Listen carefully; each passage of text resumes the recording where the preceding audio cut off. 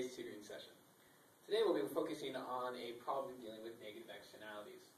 First, we're going to work on how to solve it graphically, and then we'll do it algebraically. You see here, I've already drawn our supply private curves and our demand curves. Our supply private curve is in purple, and our demand curve is in orange. Next, we're going to draw in our social supply curve, which includes our external cost.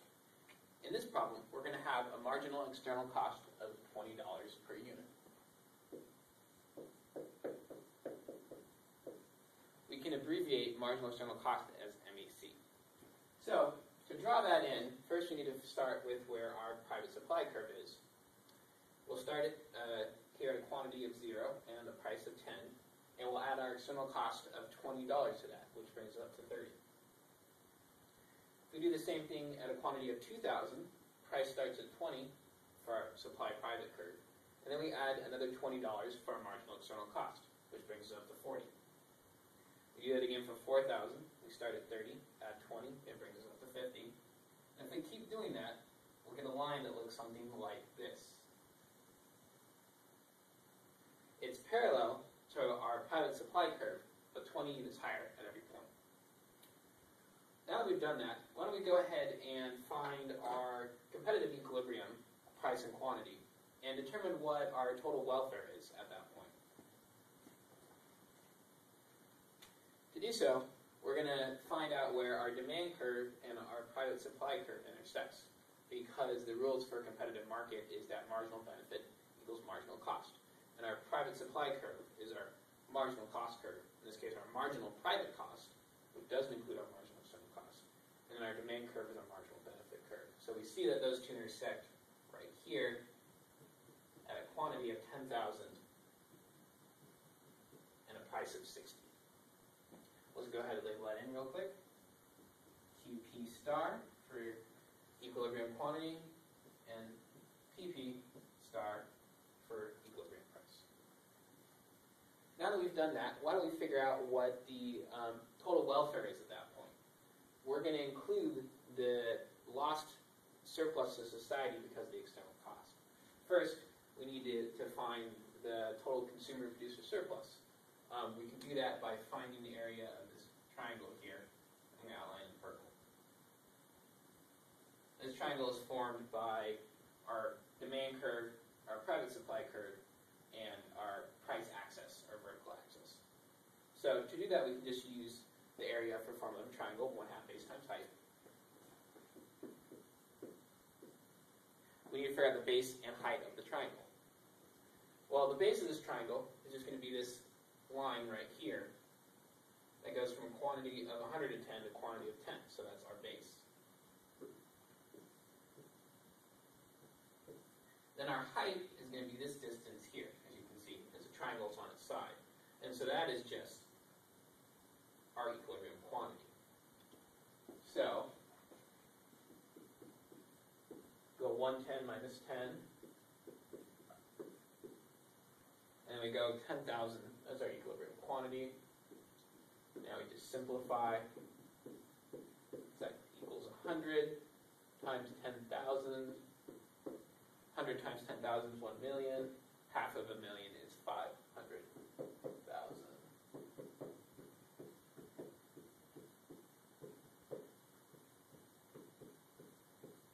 So that represents our total consumer and producer surplus. But we need to subtract our total external cost at equilibrium before we can find our true net gains from trade, which really represents the overall efficiency or surplus given for society in this situation. So you can see here, if we start at our equilibrium quantity, we can draw out our total external cost on our graph. So this parallelogram I'm creating in pink. Now, the reason that's our total external cost is that we have marginal external cost of $20 per unit, and then we have 10,000 units. So if you multiply our marginal external cost times our number of units, you get your total external cost, which represents, you can think of a bunch of little lines that make up this parallelogram here, and that gives us our total external cost. We'll just do the multiplication real quick. So we go cost, or TEC, equals marginal external cost, MEC, times our equilibrium quantity, QP star. 20 times 10,000, 200,000. So that's our total external cost, which is the area of the parallelogram. So now to find out what our true net gains from trade are in this situation, or that TNG, and we'll add a little p to show that it's the true net gains from trade in the private situation. We're going to subtract our surplus here, 500,000, minus our total external cost, 200,000, which gives us a total of 300,000. So now that we've done that, we're going to see what happens if we can eliminate the externality and what the additional benefit or cost are that we gain for society. So what we're going to do is we're going to pretend that we implement a Pigouvian tax. And now a Pigouvian tax is just a tax where the amount of the tax per unit tax is equal to our marginal external cost at equilibrium, which in this case is $20 per unit. And so we're basically implementing a $20 payment tax. Now what that's going to do is we're going to move our supply line to our supply social line is and incorporate that additional cost, that additional external cost. So now we're at this pink line here for supply. So that means our new equilibrium is where our pink line crosses our demand curve, our orange line, right here. And that equilibrium quantity is 8,000. And the equilibrium price is 70. I'm going to go ahead and denote that as QS star and PS star as first social. So now we're going to do the same thing we did in the last situation. We're going to find the total surplus of this triangle here. Except for now, the triangle is formed by our demand curve again, our price axis again, but also our supply social line. So the triangle itself is a little bit smaller. So our new base ends here at 30.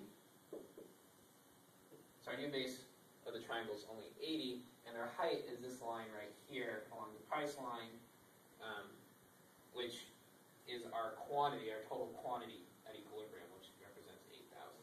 So I'm going to erase this so you go over in here.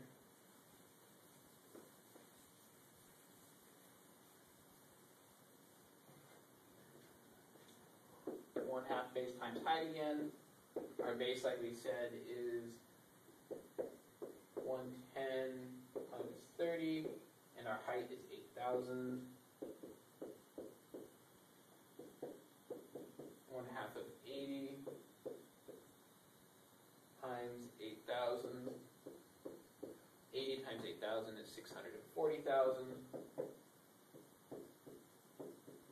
Hope you've been doing your multiplication tables. Half of that gives us 320,000. And since we don't have any external costs in this situation, then that is our overall true net gains from trade. We'll write that as true net gains from trade S to denote our social situation as 320,000. So you can see our true net gains from trade are higher when we've implemented the Pigouvian tax and incorporated that externality than in our private situation where we don't have a Pigouvian tax and we have an unincorporated externality, uninternalized externality, excuse me. So to illustrate that difference in efficiency, we're going to take a look at one more thing. So the last thing we're going to look at here is this little triangle that's left over. And what that represents is our dead weight loss. I'm going to outline it in black. We abbreviate dead weight loss as DWL. See, what happens is in the private situation, we have a lower price and a higher quantity, so we have greater consumer-producer surplus. As we saw, our surplus here was 500,000 as compared to 320,000. But we have this large external cost, which kind of eliminates that benefit from that extra surplus. And so what we see is if we look at this parallelogram versus our original triangle, we can look at this area here and outline in blue.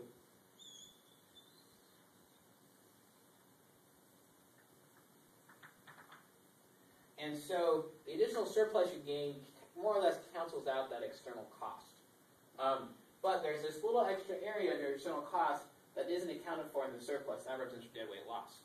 And as you can see, as your supply curve moves and your equilibrium quantity decreases and price increases, the area of this triangle gets smaller and smaller until eventually at your equilibrium point where we've internalized externality, we don't have any deadweight loss and we've maximized our surplus. We have the most efficiency in that point. So why don't we calculate the area of that deadweight loss real quick.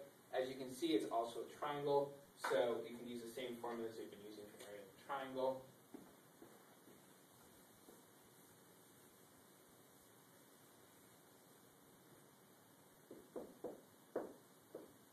So go 1/2 base times height, and the base is just represented by our external cost here, which is $20 per unit.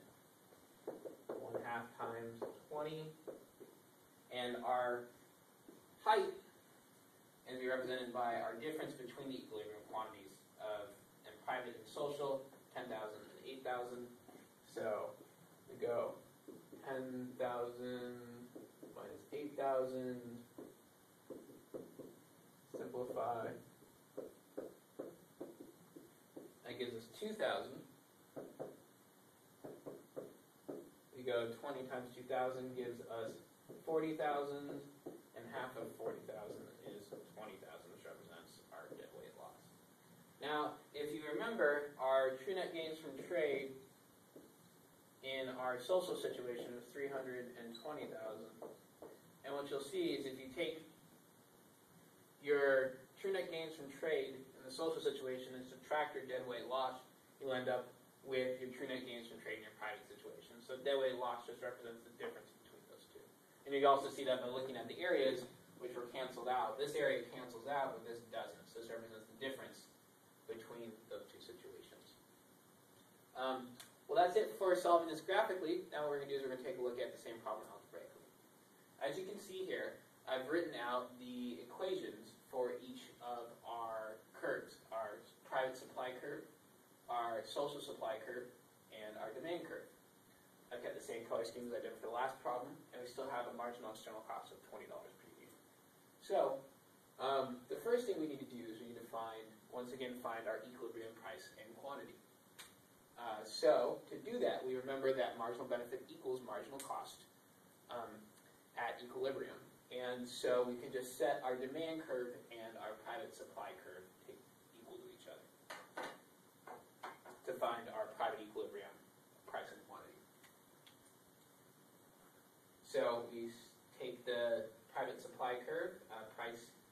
We're going to set the prices equal. This equal to that because we have p's on both sides. So we're going to go 10 plus 0.005 Q equals 110 minus 0.005 Q. We add 0.05 Q to each side.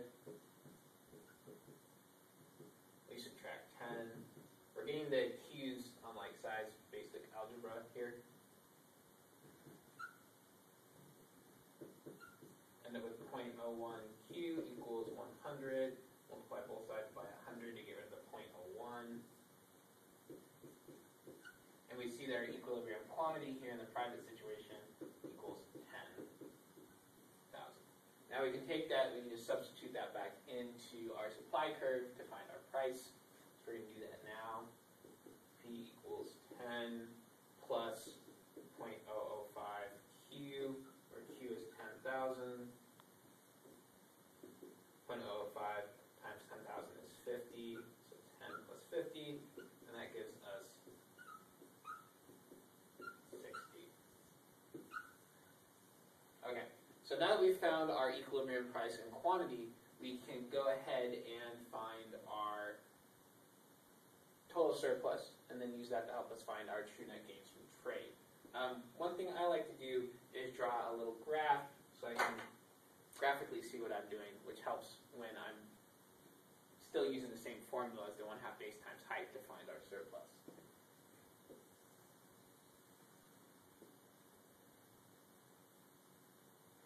So we're going to draw our curves in. We know that our private supply curve starts at 10 and it goes up. We know that our demand curve starts at 110, these are the intercepts, and goes down. And we know that they cross at a quantity of 10,000 and a price of 60. So that represents these points here. Label our axes. We'll also draw in our social supply curve, though we don't know what our intersect points are yet because we haven't found our equilibrium quantities. But we know it starts at 30 and it runs parallel because that's the same slope to our private curve.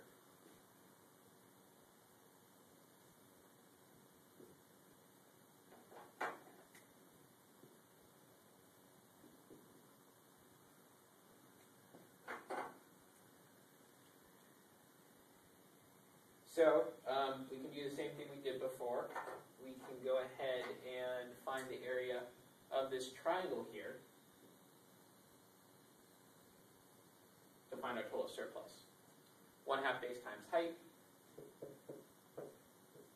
Our base is this length here, which is 100, and our height is 10,000.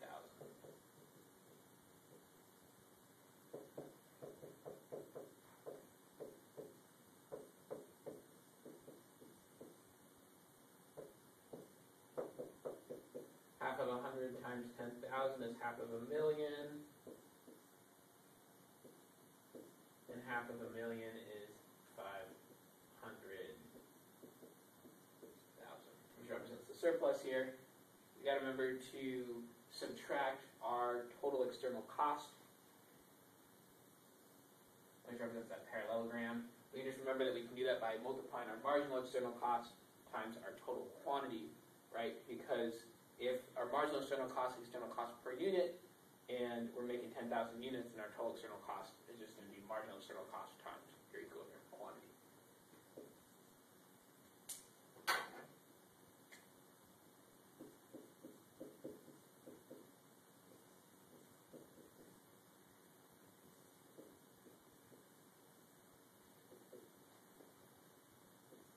So it's 20 times 10,000, which equals 200,000. Basically the same way we did it graphically.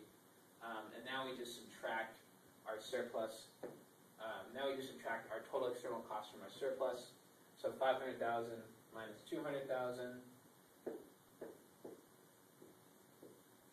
And then that means that our true net gains from trade in our private situation equals 300,000.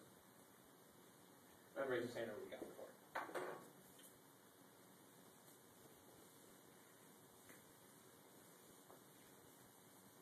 Now I'll go ahead and do that again for our social situation, one where we've added in the Pigouvian tax, where the tax amount is equal to our marginal external cost at equilibrium, so that we can internalize our externality.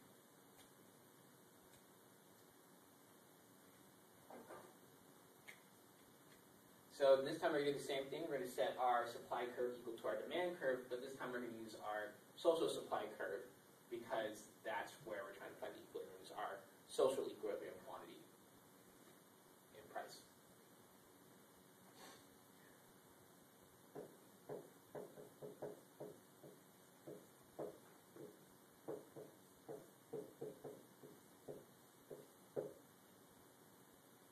So we'll add 0.05Q to both sides. Subtract 30.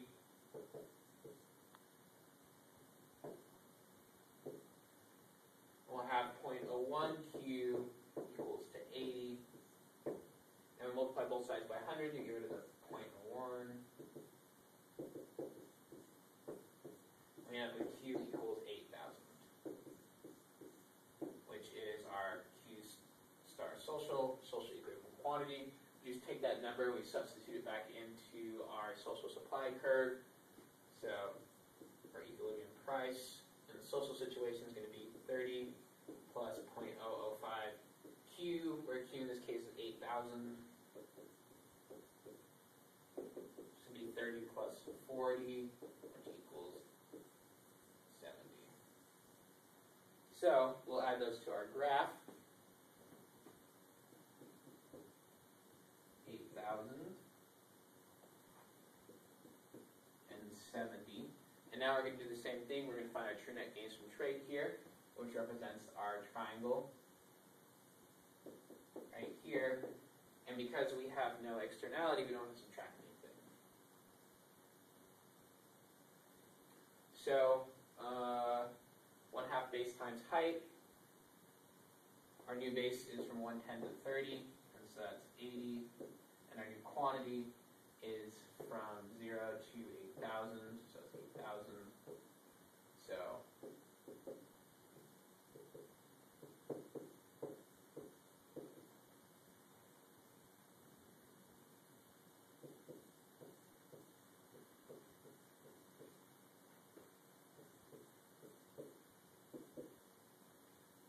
I mixed those up, but the numbers still work fine.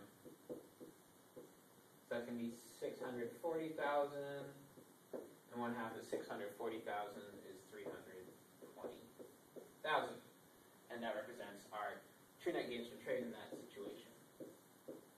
So you can see those are the same numbers we got before. This time we just did it algebraically, even though we still ended up drawing a graph to help us, but we didn't get a graph to start with as we did in the previous problem. Now the last thing we'll be doing is figuring out, in the case of a Pigouvian tax, how our tax burden is shared between consumers and producers. Now, as you'll remember, a Pigouvian tax is a tax where the tax amount is set to your marginal external cost at your private equilibrium quantity. So in this case, our marginal external cost is 20, and our Pigouvian tax is also $20 per unit. So we're going to go ahead and draw on this graph here where our tax is. And our tax is going to be represented by a rectangle that is going to start at our price is 70 and then go down 20 units, so that's 50. And that represents basically the difference between what your consumer is going to pay and what the retailer producer actually gets after taxes, because the government's going to take $20 right here for that tax amount, and the rest of it, this area here, is actually going to be the producer surplus, and then this area is the consumer surplus.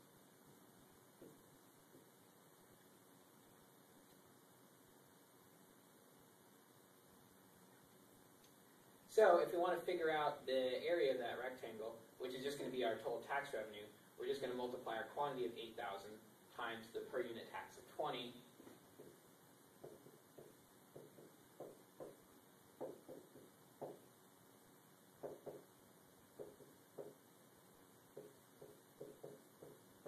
That's going to give us $160,000 in tax revenue. The way that we can see how that burden is split is we can just look at the ratios of this rectangle and what compared to the original price. Now the original price was $60 in this case, and so we see that the consumer surplus loss in the original situation is going to be this part of that rectangle. So basically consumers are paying for that in the additional price increase. They're paying $10 more than they would have originally. And the producer would have been originally getting $60, now they're only getting $50. And so they lose this part of the rectangle. Now in this situation you can see a difference between the 70 and the 60 and the 50 and 60 is 10, and the rectangles are the same size. And so the producers and consumers split the tax burden evenly, or 50% each. Just for practice, I'm going to go ahead and change the original price. Imagine now that it was actually at $55 instead of 60.